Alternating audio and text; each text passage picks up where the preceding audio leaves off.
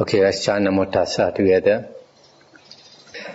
Namo Tassa Bhagavato Arahato Samma Sambuddhassa. Namo Tassa Bhagavato Arahato Samma Sambuddhassa. Namo Tassa Bhagavato Arahato Samma Sambuddhassa. Tonight we are starting on the Dīgha Nikāya. Today also happens to be the first day of the Vasa 2011, and I hope within these 3 months of the Vasa to finish all the suttas in the Dīgha Nikāya plus the 6 books of the Khuddaka Nikāya. And so tonight we start with the Dīgha Nikāya. Now the Dīgha Nikāya means the long discourses of the Buddha. Dīgha means long, and Nikāya means collections of the discourses. According to the very much respected historian Professor Akira Hirakawa, in his book The History of Buddhism, I think, he says that the true Dhamma existed for 500 years. Actually, this is what the Buddha says, that the true Dhamma will last for 500 years, meaning that after 500 years, the Buddha warned that it will be polluted. So within these 500 years, we see about 250 years after the Buddha's passing away, Emperor Asoka was the emperor in India, and he was a great supporter of Buddhism. So he erected these stone pillars where the carvings of the Buddha's words were made. And now that they have dug up these Asoka pillars, they find that during Asoka's time, there were 5 Nikāyas.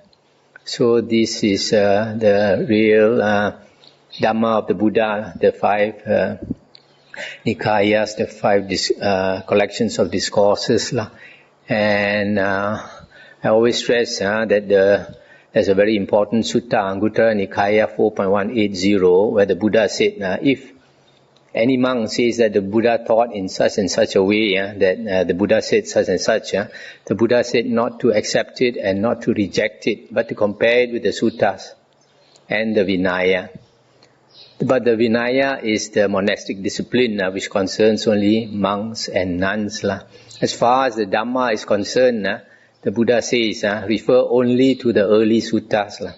So these 5 collections, Nikāyas, are actually the words of the Buddha. But unfortunately, the Khuddaka Nikāya has been expanded over the years. And we see, like in 1956, the Burmese added 3 books, which everyone knows are not the words of the Buddha, into the Khuddaka Nikāya.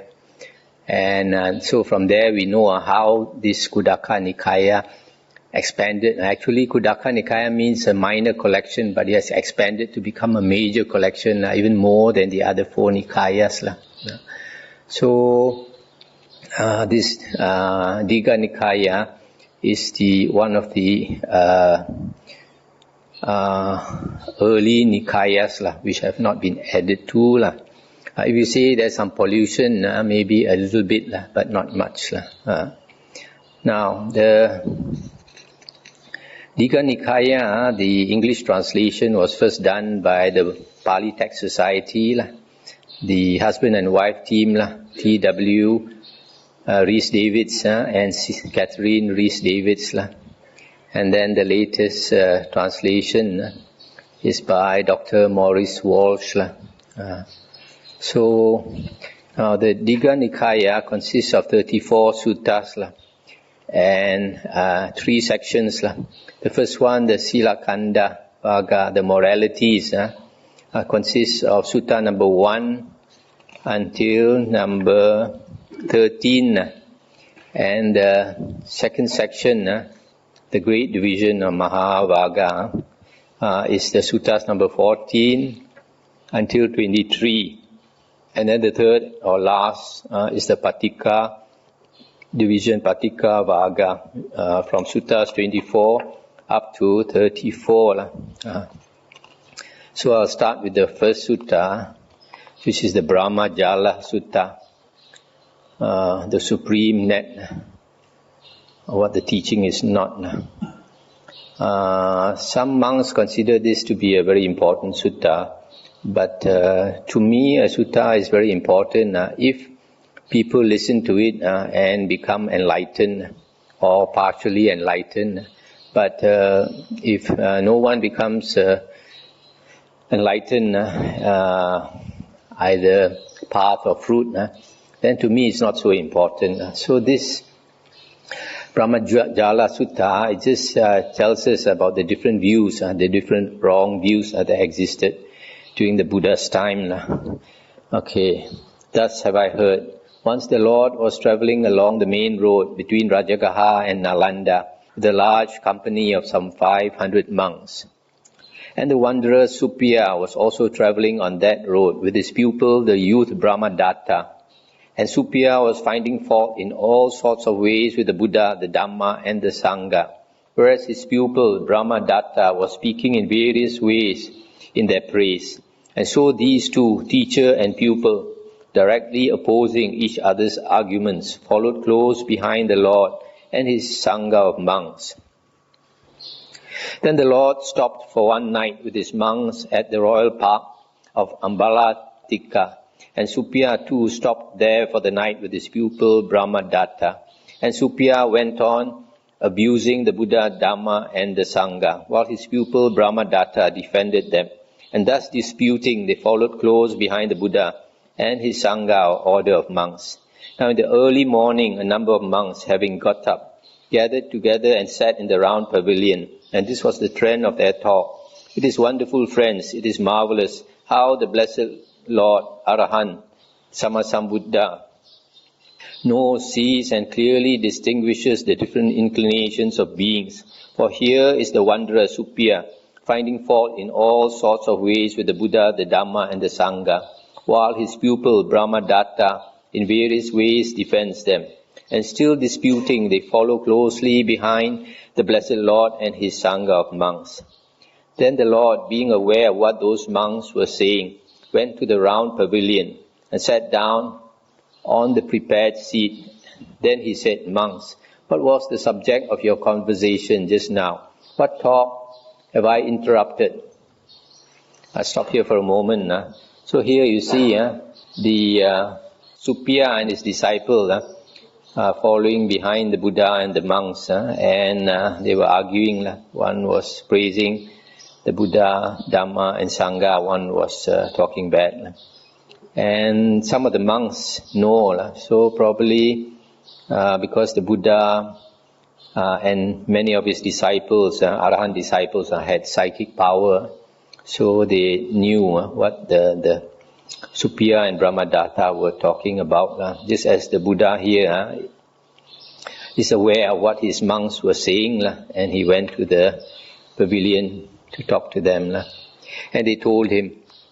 So they told him what was happening between Brahmadatta and his teacher Suppiya. And the Buddha said, "Monks, if anyone should speak in disparagement of me, of the Dhamma or of the Sangha, you should not be angry, resentful or upset on that account. If you were to be angry or displeased at such disparagement, that would only be a hindrance to you. For if others disparage me, the Dhamma or the Sangha, and you are angry or displeased, can you recognize whether what they say is right or not? No, Lord. If others disparage me, the Dhamma or the Sangha, then you must explain what is incorrect as being incorrect, saying, that is incorrect, that is false, that is not our way, that is not found among us. But monks, if others should speak in praise of me, of the Dhamma or of the Sangha, you should not on that account be pleased, happy or elated. If you were to be pleased, happy or elated at such praise, that would only be a hindrance to you. If others praise me, the Dhamma or the Sangha, you should acknowledge the truth of what is true, saying, that is correct, that is right, that is our way, that is found among us. I'll stop here for a moment. So here the Buddha says, he's telling his monks not to be angry or not to be too happy, because emotions, if you get very happy one day, another day you're going to be very sad, because you allow your emotions to sway. So the Buddha's teachings is to control our emotions. Don't be too happy so that you won't be too sad when sorrow comes. And to have a hold on our mind, don't let it move so much. And the Buddha continued, it is monks, for elementary inferior matters of moral practice, that the worldling would praise the Tathagata. And what are these elementary inferior matters for which the worldling would praise him? Stop here for a moment. So here the Buddha is going to go into the list of moral conduct that the Buddha and his disciples practice, and which the Buddha says people praise him for it. But to the Buddha, praising this moral practice, although it's necessary, the Buddha says it is inferior. There are higher things.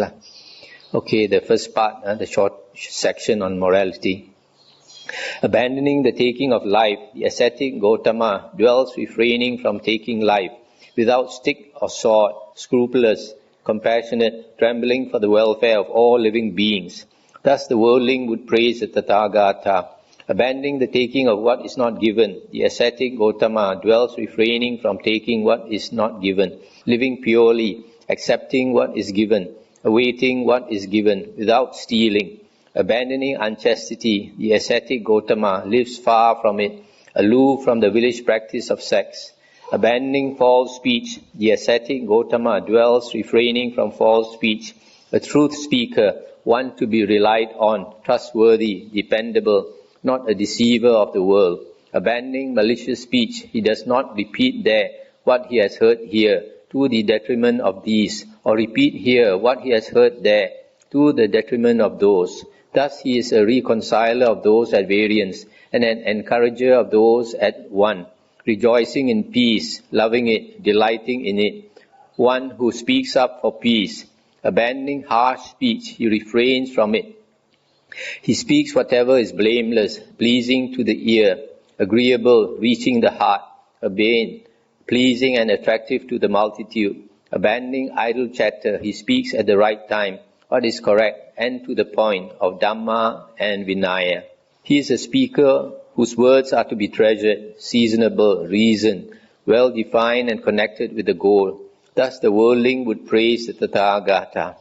So here the Buddha is talking about the 7 precepts. In the early discourses of the Buddha usually talks about these 7 precepts.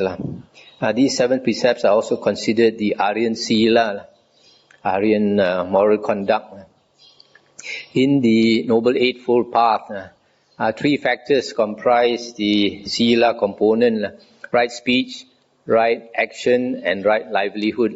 Right speech consists of 4 precepts: not to lie, not to carry tales, to cause quarrel and fights, not to speak coarse or vulgar words, and not to engage in idle gossip. These are the 4 precepts under right speech. Under right action, you have 3 precepts: not to kill, not to steal, or here it says not to take what is not given, and not to engage in sexual misconduct. And then right livelihood, actually there are no precepts there because it is covered by right speech and right action. Right livelihood means you earn a livelihood without harming others. So these 3 together consist of 7 precepts. So if a person upholds these 7 precepts and he understands the Dhamma, then he can become an Arya. So these 7 precepts are very important. The ascetic Gautama is a refrainer from damaging seeds and crops. He eats once a day and not at night, refraining from eating at improper times. He avoids watching dancing, singing, music and shows. He abstains from using garlands, perfumes, cosmetics, ornaments and adornments. He avoids using high and wide beds. He avoids accepting gold and silver, in other words money. He avoids accepting raw grain or raw flesh. He does not accept women and young girls, male or female slaves, sheep and goats, cocks and pigs, elephants, cattle, horses and mares, fields and plots. He refrains from running errands, from buying and selling, from cheating with false weights and measures, from bribery and corruption, deception and insincerity, from wounding, killing, imprisoning, highway robbery, and taking food by force. Thus the worldling would praise the Tathagata. So here, these are the other precepts which make up for the 10 precepts of a Samanera. Okay, then the middle section of morality. Whereas some ascetics and Brahmins, feeding on the food of the faithful, are addicted to the destruction of such seeds as are propagated from roots, from stems, from joints, from cuttings, from seeds, the ascetic Gautama refrains from such destruction. Thus the worldling would praise the Tathagata. Whereas some ascetics and Brahmins, feeding on the food of the faithful, remain addicted to the enjoyment of stored up goods such as food, drink, clothing, carriages, beds, perfumes, meat, the ascetic Gautama refrains from such enjoyment. Whereas some ascetics and Brahmins, etc., remain addicted to attending such shows as dancing, singing, music, displays, recitations, hand music, cymbals and drums, fairy shows, acrobatic and conjuring tricks, combats of elephants, buffaloes, bulls, goats, rams, cocks and quail, fighting with staves, boxing, wrestling, sham fights, parades, maneuvers and military reviews, the ascetic Gautama refrains from attending such displays. Whereas some ascetics and Brahmins remain addicted to such games and idle pursuits as 8 or 10 row chess, chess in the air, hopscotch, spillikins, dicing, hitting sticks, hand pictures, ball games, blowing through toy pipes, playing with toy plows, turning somersaults, playing with toy windmills, measures, carriages and bows, guessing letters, guessing thoughts, mimicking deformities, the ascetic Gautama refrains from such idle pursuits.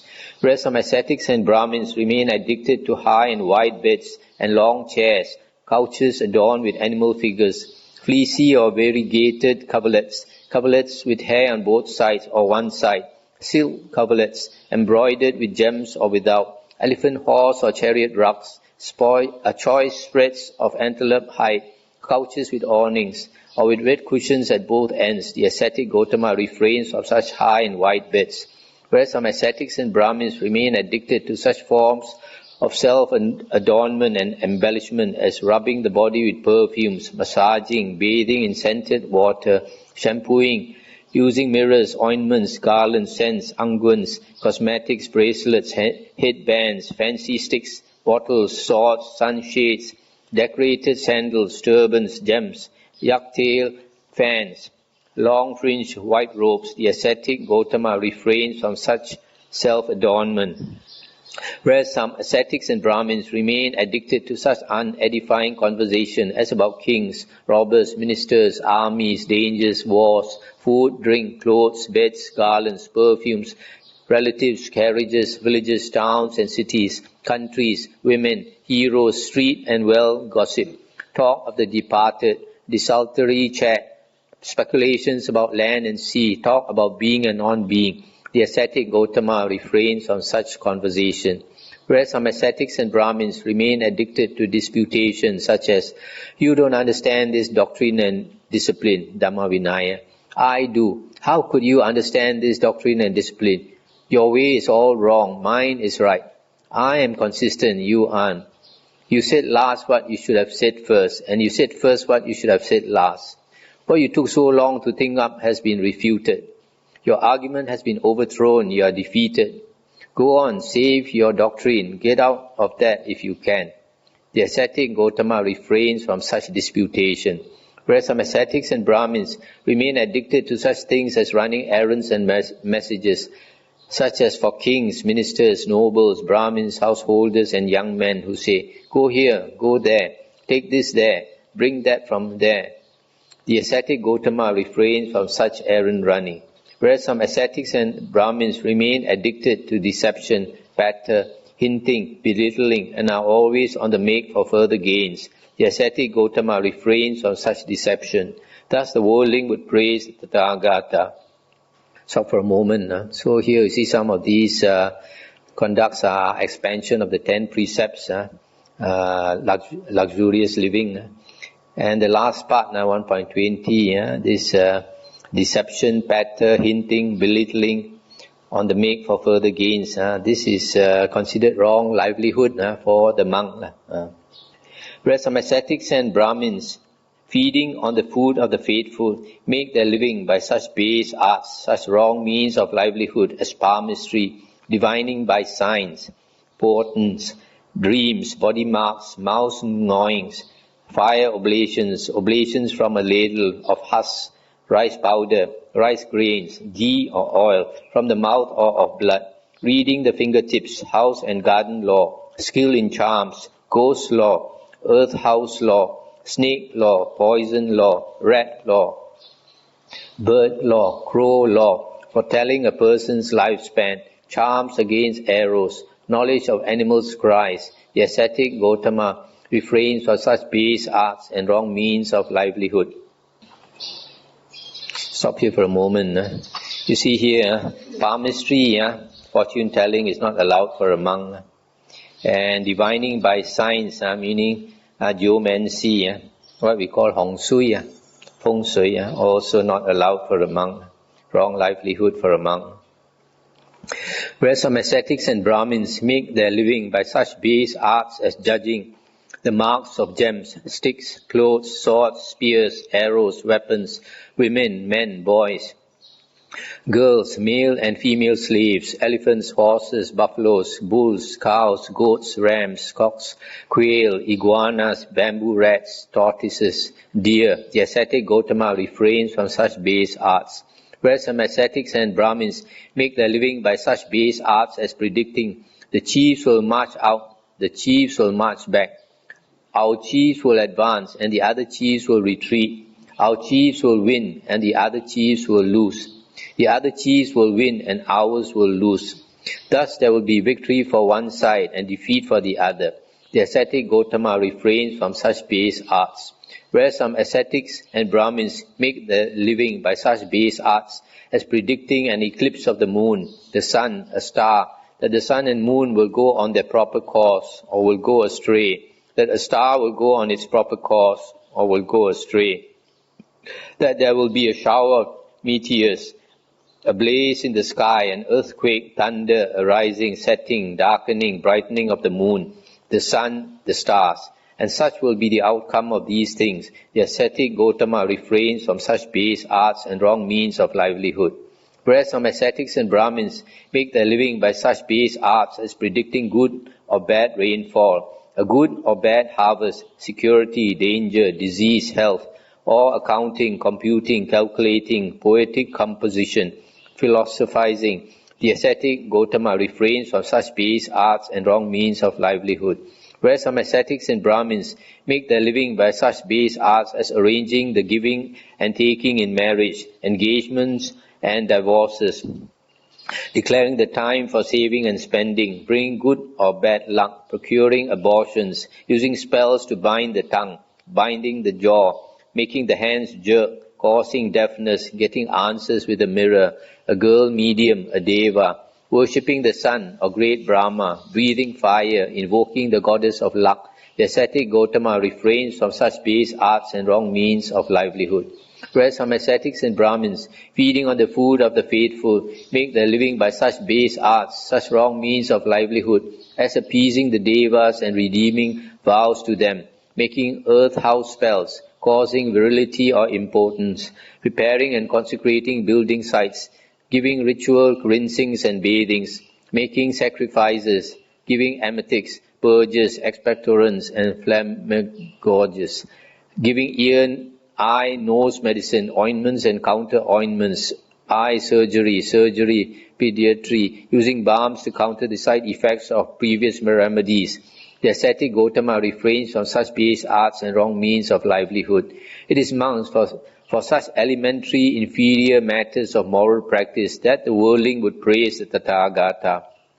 So here you see the different shaman practices, predictions, making predictions and all that.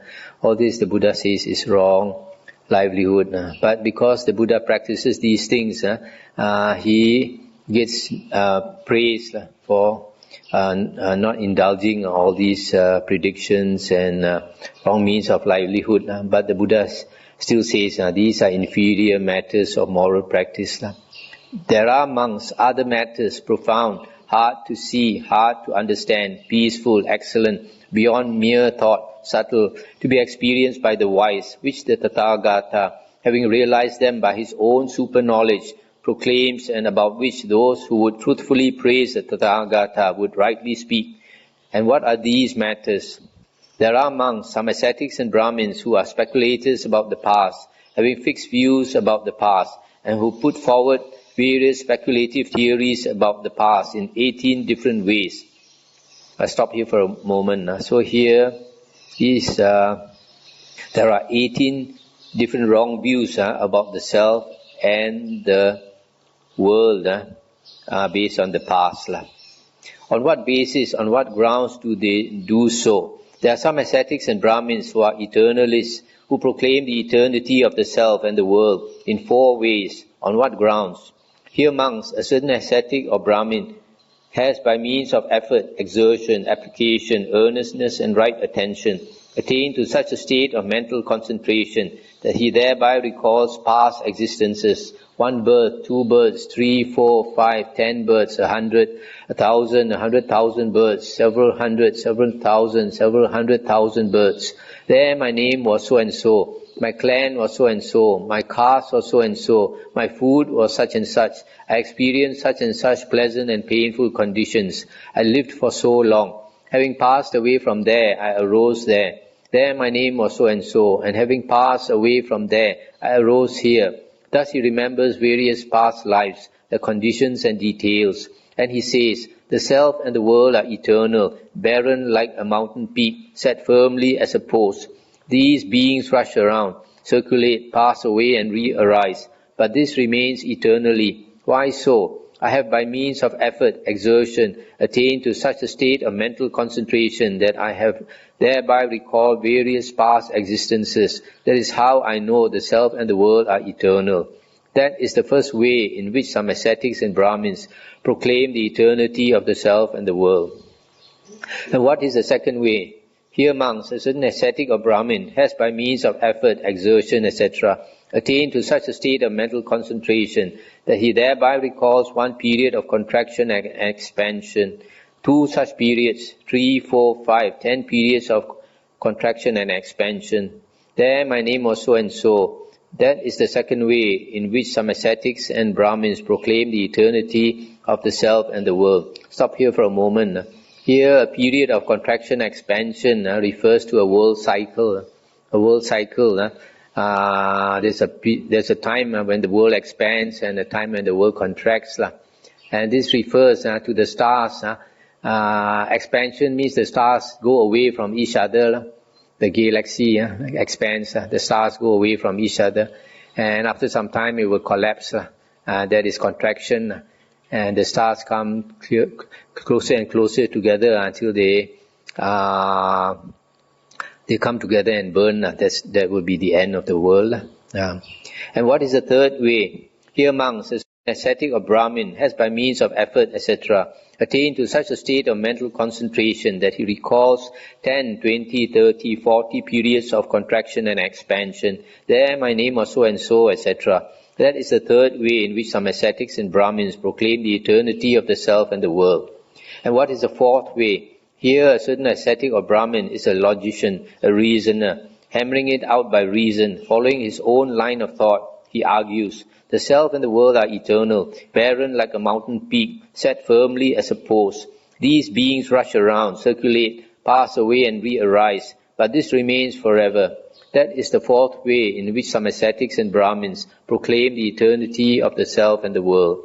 These are the four ways in which these ascetics and Brahmins are eternalists and proclaim the eternity of the self and the world on four grounds. And whatever ascetics or Brahmins are eternalists and proclaim the eternity of the self and the world, they do so on one or other of these four grounds. There is no other way. This monks, the Tathagata understands, these few viewpoints thus grasped and adhered to will lead to such and such destinations in another world. This the Tathagata knows and more, but he is not attached to that knowledge, and being thus unattached, he has experienced for himself perfect peace, and having truly understood the arising and passing away of feelings, their attraction and peril, and the deliverance from them, the Tathagata is liberated without remainder. There are amongst other matters profound, hard to see, hard to understand, peaceful, excellent, beyond mere thought, subtle, to be experienced by the wise, which the Tathagata, having realized them by his own super-knowledge, proclaims, and about which those who would truthfully praise the Tathagata would rightly speak. And what are these matters? There are among some ascetics and Brahmins who are partly eternalists and partly non-eternalists, who proclaim the partial eternity and the partial non-eternity of the self and the world in four ways. On what grounds? There comes a time, monks, sooner or later, after a long period, when this world contracts. At the time of contraction, beings are mostly reborn in the Abhasara Brahma world, and there they dwell, mind-made, feeding on delight, self-luminous, moving through the air, glorious, and they stay like that for a very long time. But the time comes, sooner or later, after a long period, when this world begins to expand. In this expanding world, an empty palace of Brahma appears. And then one being, from exhaustion of his lifespan or of his merits, falls from the Abhasara world and arises in the empty Brahma palace. And there he dwells, mind-made, feeding on delight, self-luminous, moving through the air, glorious, and he stays like that for a very long time. Stop here for a moment. This Abhasara Brahma world refers to the second jhana heavens. When the world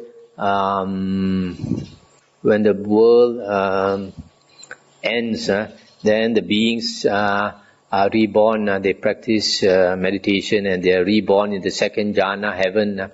And after a long time, this being in the second jhana heaven, he falls down from there to the first jhana heaven, which is the Brahma world. No. Then in this being who has been alone for so long, there arises unrest, discontent and worry, and he thinks, oh, if only some other beings would come here. And other beings from exhaustion of their lifespan or of their merit fall from the Abhasara world and arise in the Brahma palace as companions for this being. And there they dwell, mind-made, etc. And they stay like that for a very long time. And then monks, that being who first arose there thinks, I am Brahma, the great Brahma, the conqueror, the unconquered, the all-seeing, the all-powerful Lord, the maker and creator, ruler, appointer and orderer, father of all that have been and shall be. These beings were created by me. How so? Because I first had this thought, oh, if only some other beings would come here. That was my wish. And then those beings came into this existence. But those beings who arose subsequently think, this friends is Brahma, great Brahma, the conqueror, the unconquered, the all-seeing, the all-powerful, the Lord, maker and creator, ruler, appointer and orderer, father of all that have been and shall be. How so? We have seen that he was here first, and that we arose after him. And this being that arose first is longer lived, more beautiful and more powerful than they are. And it may happen that some being falls from that realm and arises in this world. Having arisen in this world, he goes forth from the household life into homelessness. Having gone forth, he by means of effort, exertion, application, earnestness and right attention, attains to such a degree of mental concentration that he thereby recalls his last existence, but he recalls none before that, and he thinks, that Brahma, He made us, and He is permanent, stable, eternal, not subject to change, the same forever and ever. But we who were created by that Brahma, we are impermanent, unstable, short-lived, fated to fall away, and we have come to this world. This is the first case whereby some ascetics and Brahmins are partly eternalists and partly non-eternalists. And what is the second way? There are among certain devas called corrupted by pleasure. They spend an excessive amount of time addicted to merriment, play and enjoyment, so that their mindfulness is dissipated. And by the dissipation of mindfulness, those beings fall from that state. And it can happen that a being, having fallen from that state, arises in this world. Having arisen in this world, he goes forth from the household of life into homelessness. Having gone forth, he by means of effort, exertion, etc., recalls his last existence, but recalls none before that. He thinks, those reverend devas who are not corrupted by pleasure do not spend an excessive amount of time addicted to merriment, play and enjoyment. Thus their mindfulness is not dissipated, and so they do not fall from that state. They are permanent, stable, eternal, not subject to change, the same forever and ever. But we who are corrupted by pleasure spend an excessive amount of time addicted to merriment, play and enjoyment. Thus we, by the dissipation of mindfulness, have fallen from that state. We are impermanent, unstable, short-lived, fated to fall away, and we have come to this world. This is the second case. And what is the third way? There are among certain devas called corrupted in mind. They spend an excessive amount of time regarding each other with envy. By this means their minds are corrupted. On account of their corrupted minds, they become weary in body and mind, and they fall from that place. And it can happen that a being, having fallen from that state, arises in this world. He recalls his last existence, but recalls none before that. He thinks, those reverend devas who are not corrupted in mind do not spend an excessive amount of time regarding each other with envy. They do not become corrupted in mind or weary in body and mind, and so they do not fall from that state. They are permanent, stable, eternal. But we who are corrupted in mind are impermanent, unstable, short-lived, fated to fall away, and we have come to this world. This is the third case. And what is the fourth way? Here a certain ascetic or Brahmin is a logician, a reasoner. Hammering it out by reason, following his own line of thought, he argues, whatever is called eye or ear or nose or tongue or body, that is impermanent, unstable, non-eternal, liable to change. But what is called thought or mind or consciousness, that is a self that is permanent, stable, eternal, not subject to change, the same forever and ever. This is the fourth case. These are the four ways in which these ascetics and Brahmins are partly eternalists and partly non-eternalists. Whatever ascetics and Brahmins proclaim the partial eternity and the partial non-eternity of the self and the world, they do so on one or other of these four grounds. There is no other way. This monks, the Tathagata understands. These viewpoints are grasped and adhered to will lead to such and such destinations in another world. This the Tathagata knows and more. But he is not attached to that knowledge, and being thus unattached, he has experienced for himself perfect peace, and having truly understood the arising and passing away of feelings, their attraction and peril, and the deliverance from them, the Tathagata is liberated without remainder. These monks are those other matters, profound, hard to see, hard to understand, peaceful, excellent, beyond mere thought, subtle, to be experienced by the wise, which the Tathagata, having realized them by his own super-knowledge, proclaims, and about which those who would truthfully praise the Tathagata would rightly speak. Stop here for a moment. You see here under 2.15, the Buddha says, the Tathagata, the Buddha knows this and much more, but he is not attached to that knowledge. And so he experiences perfect peace. He understands the arising and passing away of feelings, the attraction and peril and the deliverance from them. So feelings is something that gives us a lot of suffering. If we don't know how to control our feelings, all the dukkha, all the suffering in the world is only because of being unable to control our feelings. So if we cultivate our mind and have a strong mind. Only then can we have a mind that is solid as a rock, that will not move. Because external conditions always move our mind and emotions change. But if our mind is strong, then we are not moved by external conditions, especially what the Buddha calls the 8 winds that try to move us. There are among some ascetics and Brahmins who are finitists and infinitists, and who proclaim the finitude and infinitude of the world on 4 grounds. What are they? Here a certain ascetic or Brahmin has, by means of effort, etc., attained to such a state of concentration that he dwells perceiving the world as finite. He thinks, this world is finite and bounded by a circle. How so? Because I have attained to such a state of concentration that I dwell perceiving the world as finite. Therefore I know that this world is finite and bounded by a circle. This is the first case. And what is the second way? Here a certain ascetic or Brahmin has attained to such a state of concentration that he dwells perceiving the world as infinite. He thinks, this world is infinite and unbounded. Those ascetics and Brahmins who say it is finite and bounded are wrong. How so? Because I have attained to such a state of concentration that I dwell perceiving the world as infinite. Therefore I know that this world is infinite and unbounded. This is the second case. And what is the third way? Here a certain ascetic or Brahmin has attained to such a state of consciousness that he dwells perceiving the world as finite up and down and infinite across. He thinks, the world is finite and infinite. Those ascetics and Brahmins who say it is finite are wrong, and those who say it is infinite are wrong. How so? Because I have attained to such a state of concentration that I dwell perceiving the world as finite up and down and infinite across. Therefore I know that the world is both finite and infinite. This is the third case. And what is the fourth case? Here a certain ascetic or Brahmin is a logician, a reasoner. Hammering it out by reason, he argues, this world is neither finite nor infinite. Those who say it is finite are wrong, and those who say it is infinite, and so are those who say it is infinite, and those who say it is finite and infinite.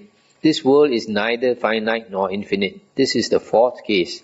These are the 4 ways in which these ascetics and Brahmins are finitists and infinitists, and proclaim the finitude and infinitude of the world on 4 grounds. There is no other way. This monks the Tathagata understands. These viewpoints are thus grasped and adhered to will lead to such and such destinations in another world. These monks are those other matters, profound, hard to see, hard to understand, peaceful, excellent, beyond mere thought, subtle, to be experienced by the wise, which the Tathagata, having realized them by his own super knowledge, proclaims, and about which those who would truthfully praise the Tathagata would rightly speak. There are among some ascetics and Brahmins who are ill-rigorous. When asked about this or that matter, they resort to evasive statements and they wriggle like eels on 4 grounds. What are they? In this case, there is an ascetic or Brahmin who does not in truth know whether a thing is good or bad.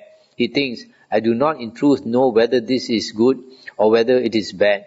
Not knowing which is right, I might declare that is good or that is bad, and that might be a lie, and that would distress me. If I were distressed, that would be a hindrance to me. Thus, fearing to lie, abhorring to lie, he does not declare a thing to be good or bad, but when asked about this or that matter, he resorts to evasive statements and wriggles like an eel.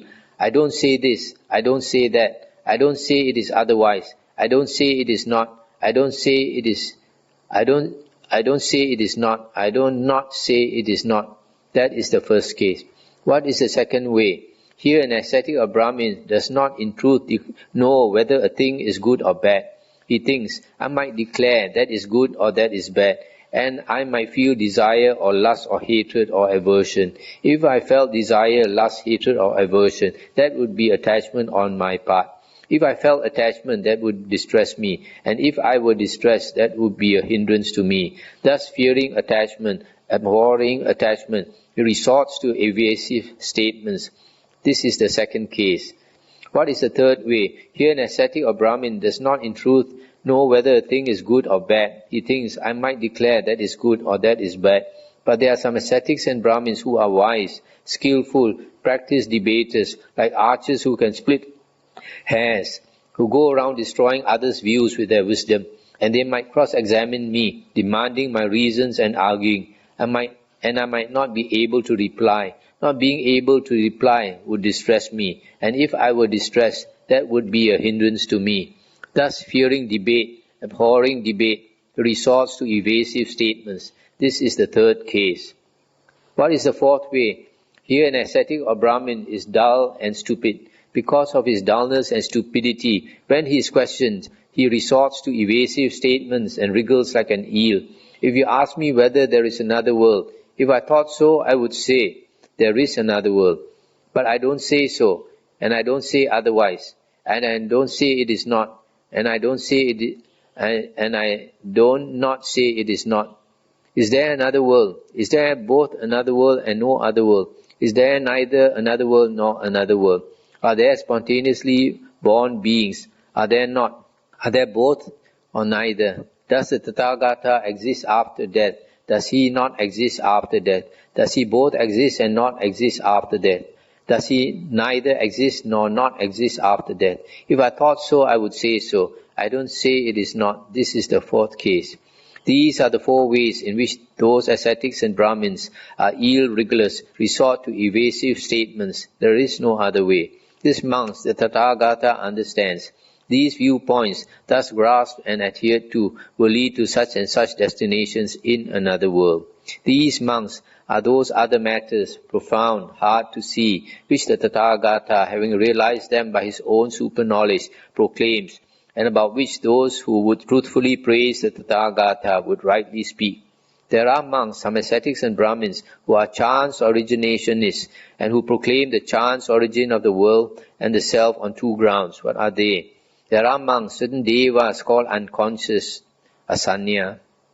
As soon as a perception arises in them, those devas fall from that realm, and it may happen that a being falls from that realm and arises in this world.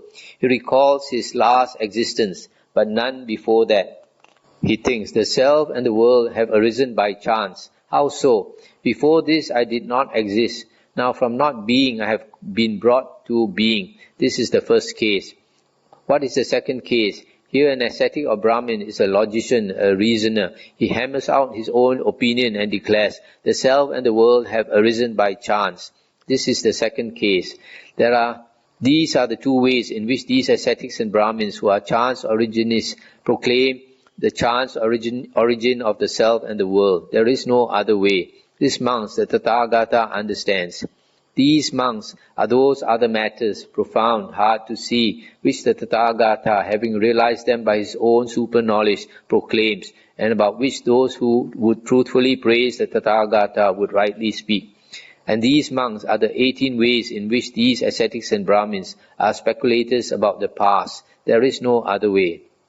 These monks the Tathagata understands. There are monks and ascetics and Brahmins who are speculators about the future, having fixed views about the future, and who put forward various speculative theories about the future in 44 different ways.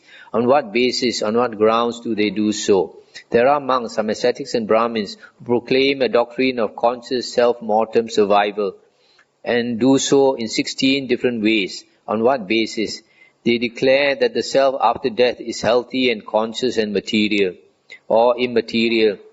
Number 3, both material and immaterial. 4, neither material nor immaterial. 5, infinite. 6, 5, finite. 6, infinite. 7, both. 8, neither. 9, of uniform perception. 10, of varied perception. 11, of limited perception. 12, of unlimited perception. 13, wholly happy. 14, wholly miserable. 15, both. 16, neither. These are the 16 ways in which these ascetics and Brahmins proclaim the doctrine of conscious post-mortem survival. There is no other way. These monks the Tathagata understands. These monks are those other matters, profound, hard to see, which the Tathagata, having realized them by his own super-knowledge, proclaims, and about which those who would truthfully praise the Tathagata would rightly speak. There are monks, some ascetics and Brahmins, who proclaim the doctrine of unconscious post-mortem survival, and they do so in 8 ways. On what basis?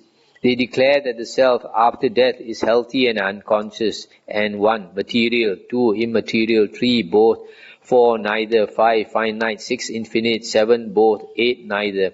These are the 8 ways in which these ascetics and Brahmins proclaim a doctrine of unconscious post-mortem survival. There is no other way. These monks the Tathagata understands. These monks are those other matters, profound, hard to see, which the Tathagata, having realized them by his own super-knowledge, proclaims, and about which those who would truthfully praise the Tathagata would rightly speak.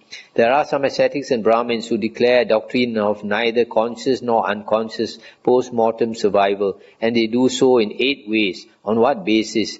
They declare that the self after death is healthy and neither conscious nor unconscious, and 1. Material, 2. Immaterial, 3. Both, 4. Neither, 5. Finite, 6. Infinite, 7. Both, 8. Neither.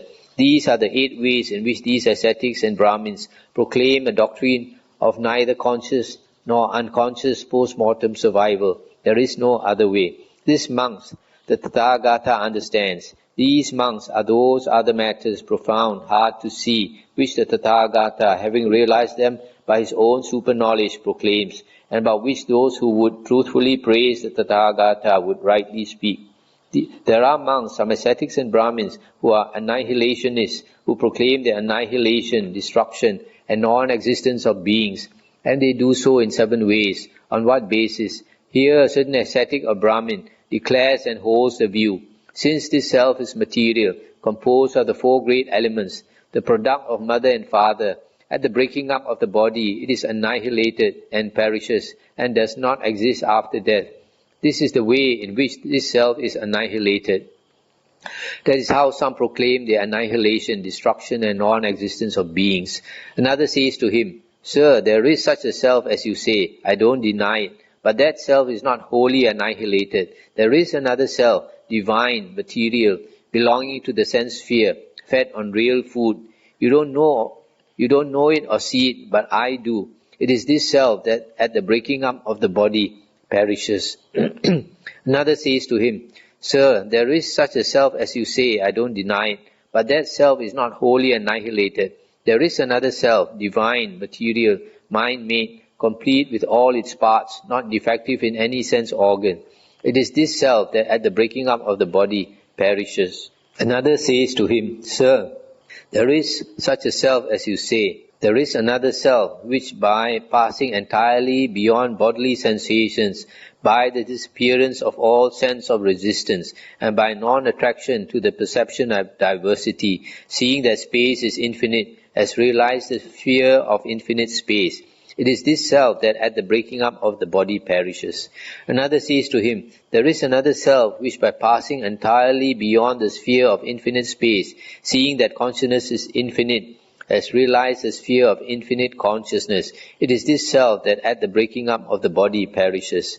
Another says to him, "There is another self which, by passing entirely beyond the sphere of infinite consciousness, seeing that there is no thing, has realized the sphere of no-thingness. It is this self that at the breaking up of the body perishes." Another says to him, "Sir, there is such a self as you say. I don't deny it. But that self is not wholly annihilated. For there is another self, which by passing entirely beyond the sphere of nothingness and seeing, this is peaceful, this is sublime, has realized the sphere of neither perception nor non-perception. You don't know it or see it, but I do. It is this self that at the breaking up of the body is annihilated and perishes, and does not exist after death. This is the way in which the self is completely annihilated. That is how some proclaim the annihilation, destruction, and non-existence of beings. These are the 7 ways in which these ascetics and Brahmins proclaim a doctrine of annihilation, destruction, and non-existence of beings, and there is no other way. These monks the Tathagata understands. These monks are those other matters, profound, hard to see, etc., which the Tathagata, having realized them by his own super-knowledge, proclaims, and about which those who would truthfully praise the Tathagata would rightly speak. There are monks, some ascetics and Brahmins, who are proclaimers of Nibbana here and now, and who proclaim Nibbana here and now for an existent being in 5 ways. On what grounds? Here a certain ascetic or Brahmin declares and holds the view. In as far as this self, being furnished and endowed with the fivefold sense pleasures, indulges in them, then that is when the self realizes the highest Nibbana here and now. So some proclaim it. Another says to him, Sir, there is such a self as you say, I don't deny it, but that is not where the self realizes the highest Nibbana here and now. Why so? Because, sir, sense desires are impermanent, painful and subject to change, and from their change and transformation there arise sorrow, lamentation, pain, grief and distress. But when this self, detached from sense desires, detached from unwholesome states, enters and abides in the first jhana, which is accompanied by thought directed and sustained, and the delight and happiness born of detachment, that is when the self realizes the highest Nibbana here and now. Another says to him, Sir, there is such a self as you say, but that is not when the self attains Nibbana. How so? Because on account of thought directed and sustained, that state is considered gross.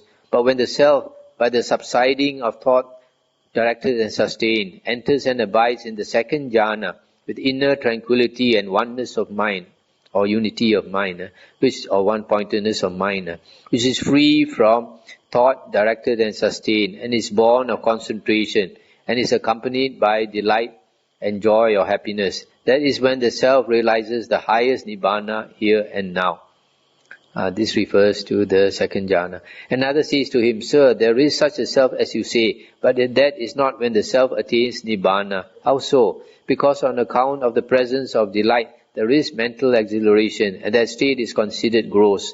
But when the self, with the waning of delight, dwells in equanimity, mindful and clearly aware, experiencing in his own body that joy which the noble ones say, happy dwells one who has equanimity and mindfulness, and so enters and abides in the third jhana. That is when the self realizes the highest Nibbana here and now.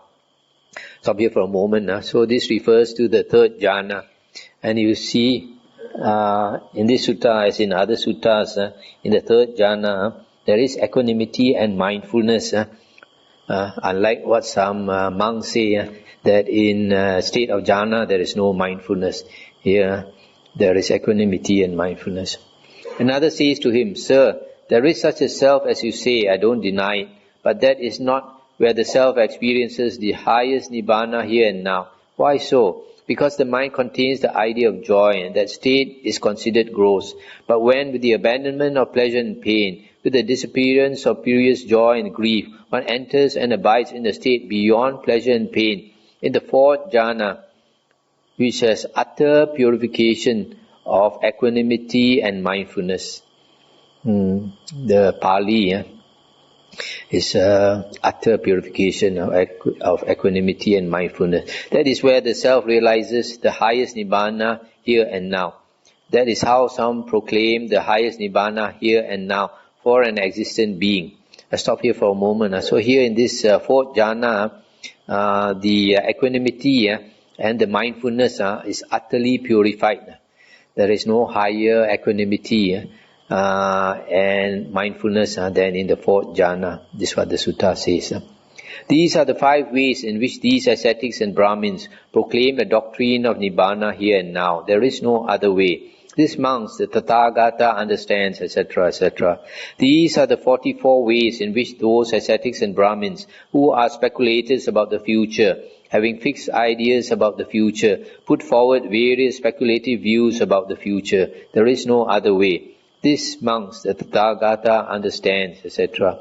These are the 62 ways in which those ascetics and Brahmins who are speculators about the past, the future, or both, put forward views about these. There is no other way. These monks, the Tathagata understands. These viewpoints, thus grasped and adhered to, will lead to such and such destinations in another world.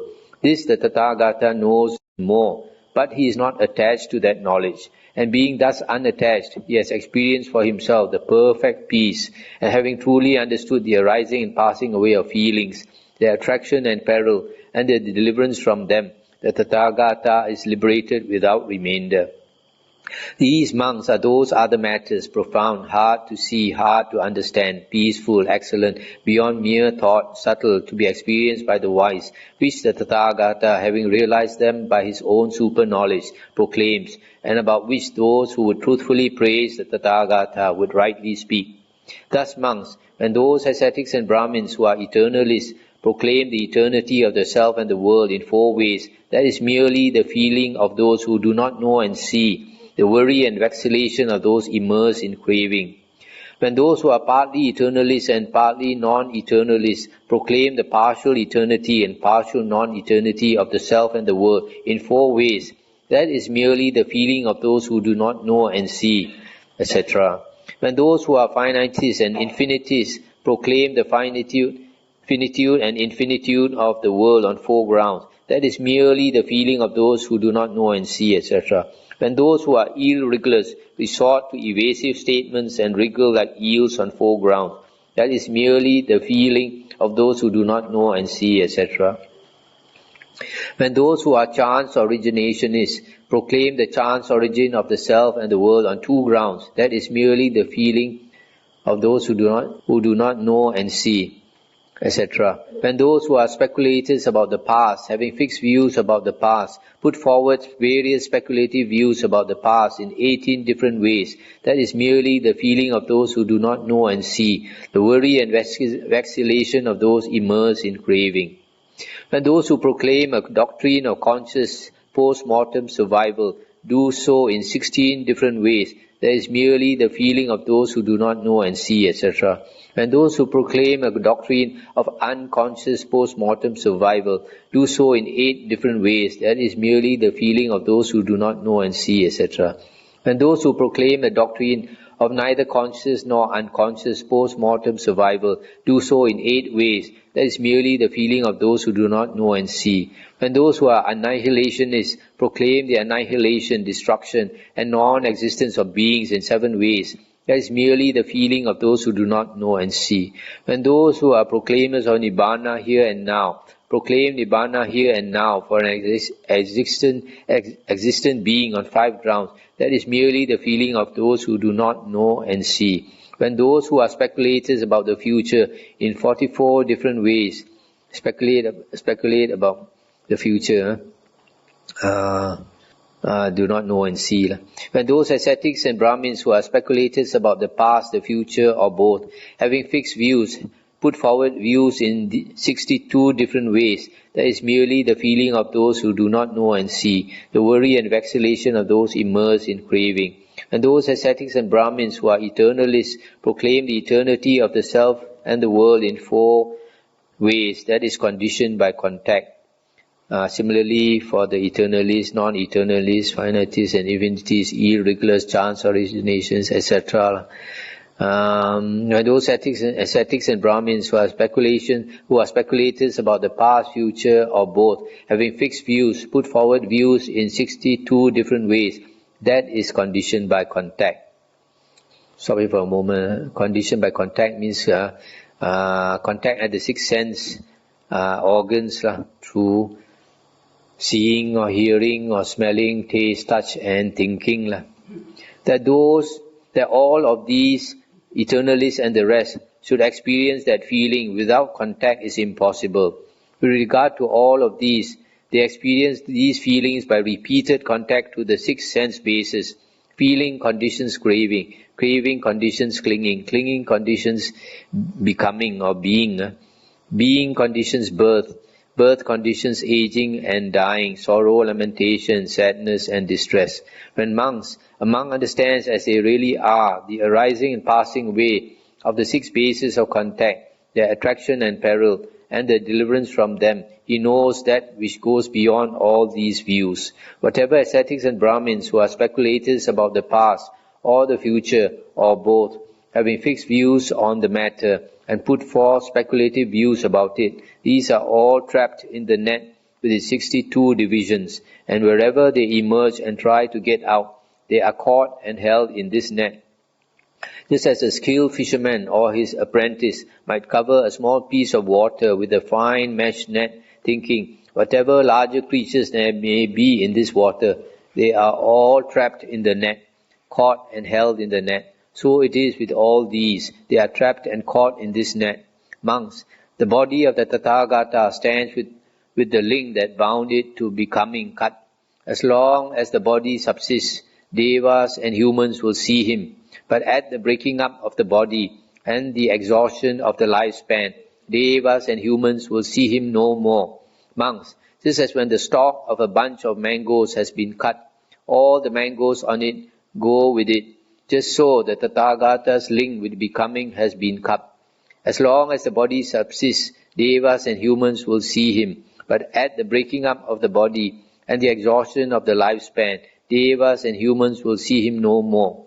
At these words, the Venerable Ananda said to the Lord, "It is marvelous, Lord, it is wonderful. What is the name of this exposition of Dhamma?" Ananda, you may remember this exposition of Dhamma as the net of advantage, the net of Dhamma, the supreme net, the net of views, or as the incomparable victory in battle. Thus the Lord spoke, and the monks rejoiced and were delighted at his words. And as this exposition was being proclaimed, the 10,000 world system shook. That's the end of the sutta. This last part I like to comment, it's quite interesting. 3.73. The body of the Tathagata stands with the link that bound it to becoming cut. That is when a person becomes liberated, this being or becoming, bhava is cut. And this bhava, in the 12 links of dependent origination, there are different interpretations. But I think what bhava means is the I am. If a person has this view, I am or I exist, he is still in samsara. Only when you have let go the view that you have a self, so this becoming or this being is cut. So there is no living being. There's no living being because there is no self. So an enlightened being becomes like a tree. There is no self. He has consciousness, but of course he has more wisdom than the tree. But he has no self at all. But even though there is no self, he does not have mental dukkha, but he still has bodily dukkha. So here it says, as long as the body subsists, devas and humans will see him. But at the breaking up of the body, devas and humans will see him no more. And this is also mentioned in the Mahayana Diamond Sutra. But unfortunately, there are some Mahayana sutras that contradict this, like the Earth Store Bodhisattva Sutra, Sitigabha Sutra, and in that sutra it says when the Buddha was about to speak, the Earth Store Bodhisattva Sutra, millions and millions of Buddhas came. The Buddhas have entered Nibbana, how can they come? And the Buddha also says in the sutras that you cannot find two Buddhas at the same time, two Sammasambuddhas. You can find many Pachika Buddhas, but never two Sammasambuddhas together. So you can see this Dīgha Nikāya, very long sutta. Just reading it out with not much explanation took me already 1 hour. So we have to end here this sutta for tonight. Anything to discuss? Any comment? Otherwise we can talk a bit about meditation in case some of you are not very familiar with meditation. If you're going to stay here for 3 months, you're going to have to spend a lot of time meditating. Yeah. Can I ask about worldview number 17, page 81? Where there are monks, certain devas fall unconscious. And when that in other sutta, 5 aggregates must come together. How come this one do not be? In the sutta, this you want me to explain about the asanya satta. Asanya means without perception. Sanya is perception. So these beings without perception. If a being has no perception, that means he has no consciousness. There's a sutta where the Buddha says in the, I think, Samyutta Nikāya, that when consciousness arises, it must come along with the 5 aggregates. Okay? There is no coming and going of consciousness without the 5 aggregates. So when you have a consciousness, that consciousness must reside in a body. Okay? But the other way around, the Buddha never said. The Buddha never said that if you have a body, you must have consciousness. No. The Buddha said, when you have consciousness, you must have the 5 aggregates. Okay? But in this case, this being is supposed to be in the 4th jhana plane. And if you heard one of my previous talks, I mentioned that my guess is that this being was an ascetic in the previous life who had attained the 4th jhana. And then he thought all our suffering comes from our consciousness. As long as we are conscious, as long as we are aware of suffering.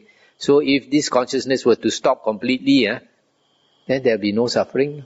So they use the mind to crush the mind, which the Buddha also tried to do, but the Buddha was not successful. So if a person has 4th jhana, his mind is so strong, he crushes the consciousness until the consciousness stops. So because he's in that state where there is no consciousness, there is body. So because he practices this for long, when he dies, he's born in that 4th jhana realm, just body but no consciousness. And then he's there for a long time. When the consciousness arises, he passes away from there. Maybe into the 3rd jhana plane. And then, okay?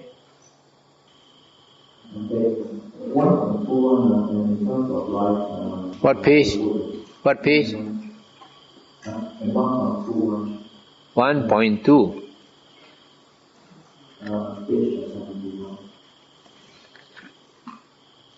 Page 71. In terms of livelihood, about the curing of those black magic and all these things considered livelihood.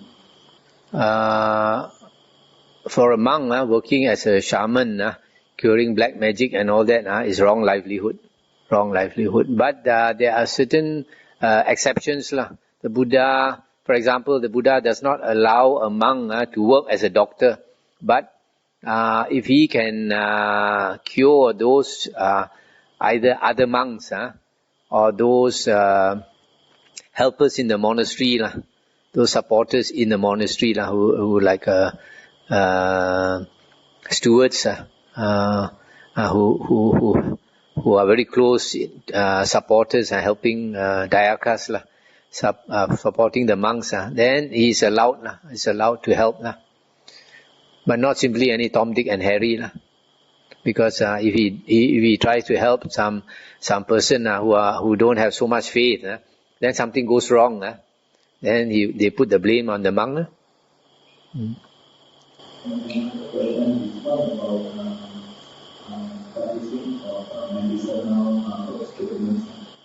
Just now I mentioned already, the monk is not allowed to work as a doctor. Only to very close, except to very close monks and novices and vihara supporters. There are some monks I know in Thailand. They do all these things. They help people get rid of ghosts. They help to cure people and all this. And you find there's a long queue of people waiting for him. Wherever he goes, all these sick people will be running after him. So he cannot practice at all. So that's why the Buddha don't allow monks to do all these things.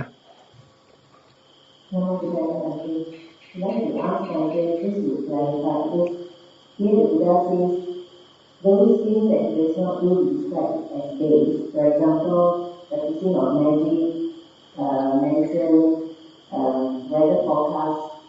But some of the practices like fortune tellers and Nikāya, he described that those people practice such an art.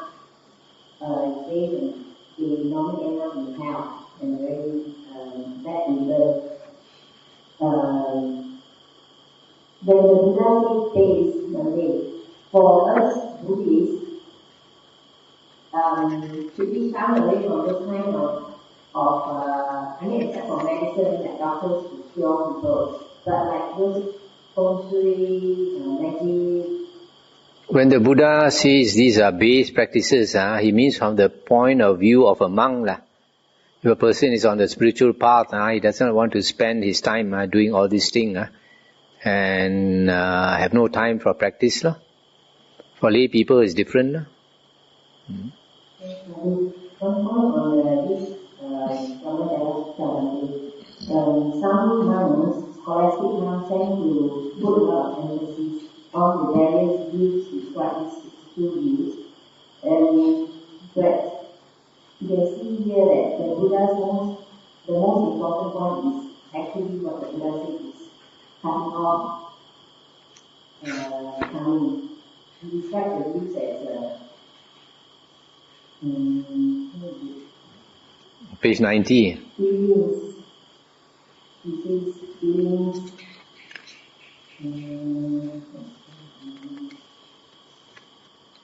3.71. The Buddha to all these views, they experience these feelings by repeated contact through the six sense basis.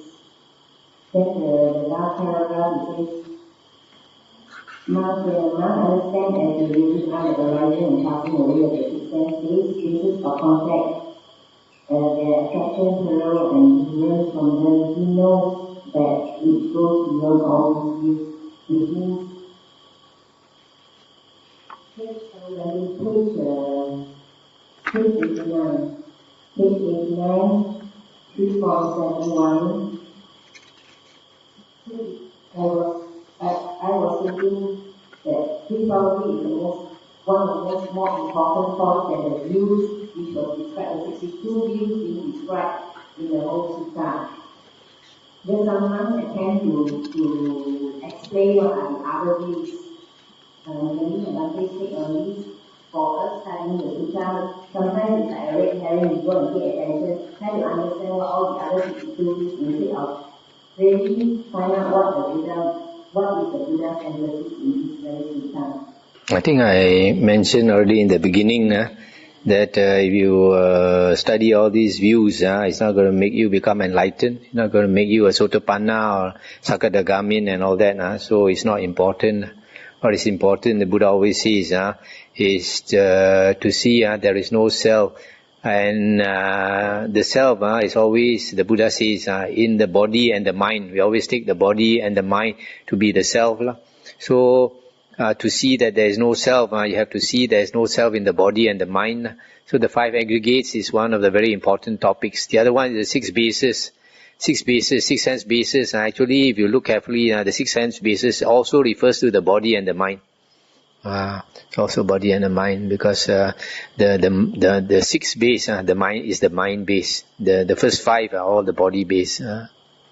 So the other one is the dependent origination. If you know how suffering arises, then only you can get rid of suffering. So these are the three most important topics: the five aggregates, the six sense bases, and dependent origination. And like these views, the Buddha says views are not important at all, and Buddha has gone beyond views. So why you want to study so much about views? So we can end here.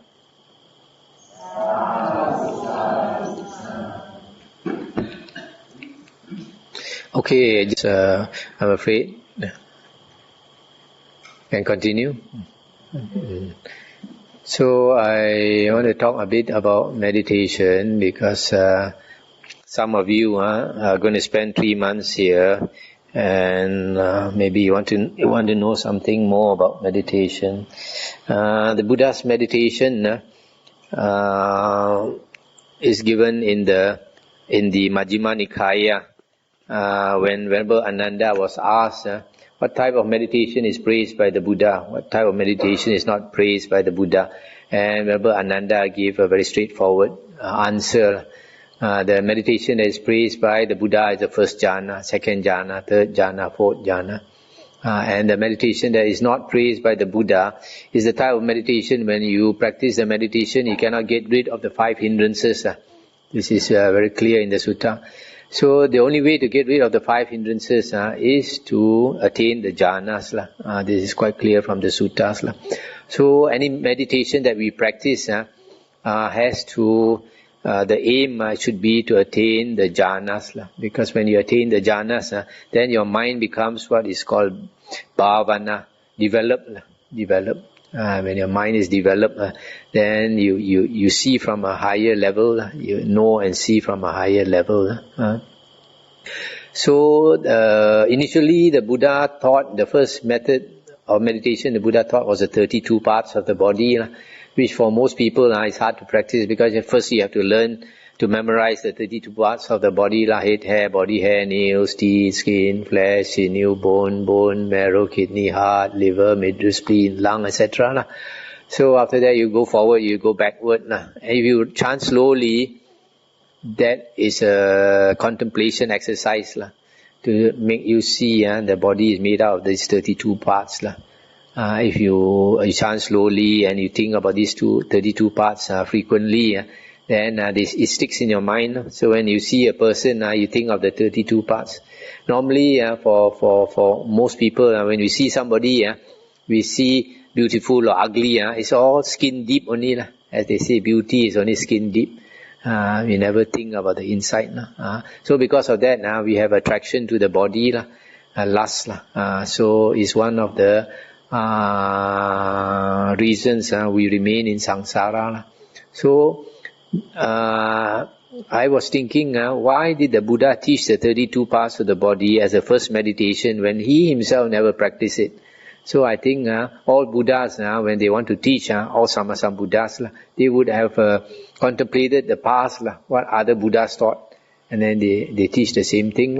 So probably other Buddhas also taught this, so the Buddha taught this. But then this meditation, if you practice it frequently, then you become disgusted with the body. So some of the monks committed suicide. Then after that, the Buddha was asked to teach another meditation. Then the Buddha taught Anapanasati. These are the two main meditations that the Buddha taught in the suttas and in the Vinaya. There were some others which were already popular even before the Buddha's time, like the Kasinas, meditating on earth, meditating on color, meditating on fire, meditating on water, and all these things. So, but the two main meditations of the Buddha are these two. So, as a shortcut to practicing the first one, instead of reciting the 32 parts of the body, you can chant something simpler like Namo Buddhaya. Namo Buddhaya. If you just chant Namo Buddhaya, after a while your mind will start roaming.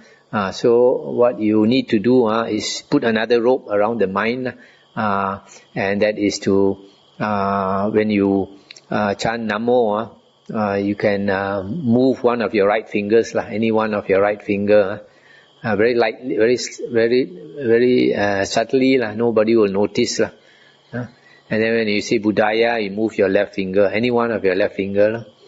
So because you have to synchronize the Namo with the finger movement and the Buddhaya with the finger movement, the mind doesn't run away so fast. Similarly, when you walk meditation, when your right foot touches the ground, you say Namo. When your left foot touches the ground, you say Buddhaya. So whether you want to walk fast or you want to walk slow, it's up to you. If you are sleepy, you walk faster. And also sleepy, you walk slower. So that is a simple thing. Now the other thing you need to know is meditation. If you are practicing one method of meditation, you are not making progress, you can switch to another method. So Anapanasati is to watch the breath go in, go out. Also the same, as you are watching your breath, very soon your mind will run away. So you have to pull another rope. The other rope is to mentally chant. When the breath goes in, you say in. When the breath goes out, you say out. That also is not enough. So another thing to do is make a bit of effort to pull the breath down to the abdomen. Because if you make a bit of effort to pull the breath down to the abdomen, it helps to relax your body. When we are very relaxed, we breathe, the abdomen goes up and down. When somebody is asleep, you watch, and like a baby is asleep, deep sleep, you find the abdomen goes up and down. Up and down. So when we are when we are tense, we tend to breathe shallow breathing, only up to the chest. So when you help yourself to relax, purposely pull your breath slightly, not down to your abdomen, and then out. So you notice the breath going down to your abdomen. This breath meditation is called body contemplation of the body, because the Buddha said, the breath body. We are supposed to contemplate the breath body. But later books like the Visuddhimagga, they say to meditate at a point, at the tip of your nose or your upper lip. This is not what the Buddha said. The Buddha said to contemplate the breath body. So you can follow the breath if you want, and notice it come to the abdomen, and then go out through your nostril. And sometimes, for most people, this is still not enough. The mind will still wander. So what you can do is, when you say in, when the breath goes in, and you say in, you move one of your right fingers. Move one of your right fingers slightly. And then when it goes out, you don't need to move any finger. When it goes in, you move one of your fingers. There's, the Buddha said in the suttas, that mindfulness of the body leads to death, to the deathlessness, mindfulness of the body. And this body can be breath body, can be the physical body. But one thing you must notice, when our mind strays, and the mind starts to think of, as we say in Hokkien, going east, going west, xiao tang, xiao sai, then you forgot about yourself sitting in meditation, You forgot you are here sitting in meditation, you are roaming here and there. The moment you remember you are here sitting in meditation, the thinking is cut straight away. So it helps if you move your finger. If you move your finger when the breath goes in, you move your finger slightly, then you are aware of your body and the mind does not run away. So you can try that. Whenever you're sleepy or what, you find it hard to concentrate, then you move your finger slightly. When the breath goes in, you say in, and also try to pull it down to the tan tian, your abdomen. And so on the in breath, you move a finger slightly. On the out breath, no need to move. So these are different ways to putting more rope around the mind, to prevent it jumping away. The mind is like a monkey, always trying to jump away. Any question? Louder, please.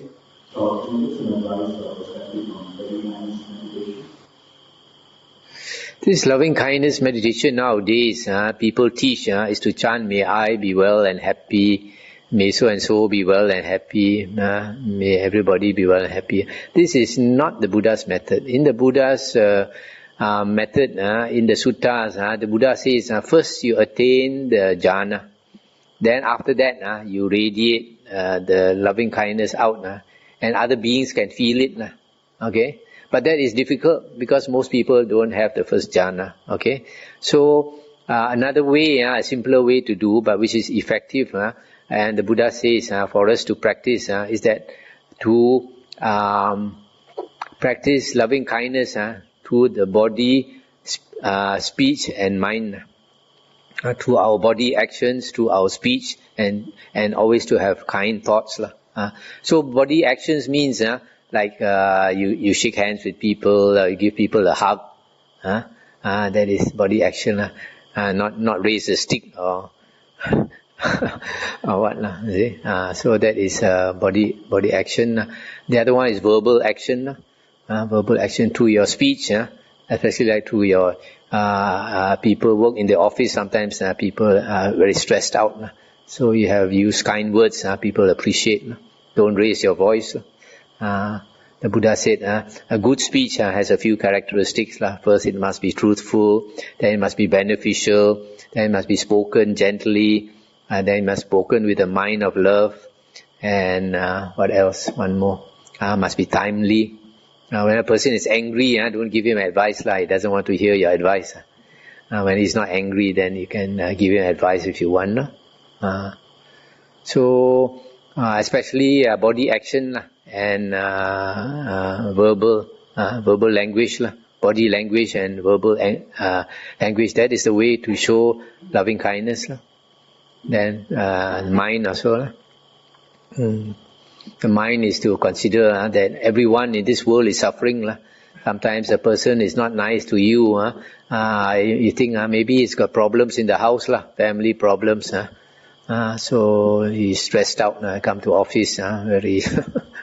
So if you think kind thoughts like this, then you people can sense it, for example, if somebody is nasty to you, you don't retaliate, you just accept it. Maybe my karma, previous life, I created bad karma. Now people are like that towards me. So you whatever people bad give to you, you just accept. After some time, they see you are very special, you are different. Then they are nice to you. Okay. Okay. So, I have a basic question on meditation. Where was it mentioned in the Sutta, when you meditate, you have to open the eye and close the eye, or way to that? Okay, generally, we close our eyes, because if you open your eyes, you're not going to get into a deep state of concentration. If you want to get into a deep state of concentration, you have to close your eyes. But for a lot of beginners, when you close your eye, you fall asleep. Especially people who do a lot of physical work. So in that case, you have to half open your eye. Half open. And look about 6 or 10 feet away on the ground. Okay, let's end here. Getting late.